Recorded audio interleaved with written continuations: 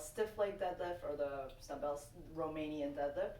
The Romanian or stiff leg deadlift is primarily a hip hinge movement. So we're not going to be squatting when we're doing this one. So to set things up, you want to be about shoulder width apart. Do a little pelvic tilt so that we have a nice neutral spine. And we're really focused on driving the hips backwards to load up tension in the hamstrings and the glutes.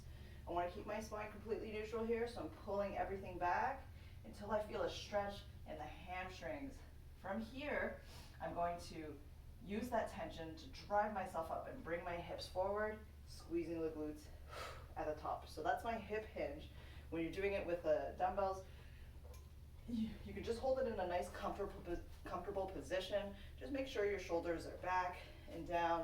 So it ends up being typically around the side or around 45 degrees for me. You don't have to hold them in front as you would with a barbell because you have freedom of motion with a dumbbell. Hold it wherever it feels comfortable. So from here, again, slight bend to the knees. I'm going to pull my hips back, load up tension in my hamstrings, and then use that tension to unleash and drive forward, coming forward. A couple mistakes that people commonly make. The first one is they'll throw their hips too far out. So this is really bad and loads my low back. So I would just want to end in a nice neutral and strong position here. Just make sure you're not throwing your hips too far forward. Another mistake that people commonly make is when they're here, they'll come up and they'll start to peel up using their erectors to lift themselves up. And that's really hard on the back.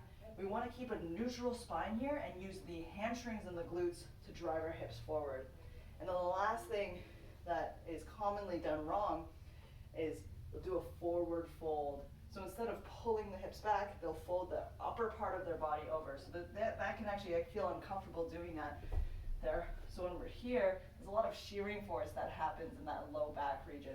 So we just want to ensure that instead of a forward folding, we're actually driving the hips back. So you'll actually feel your weight shift a little bit to your heels as you're doing this. And you should feel like you're about to fall backwards, right? We're loading up the hamstrings really well.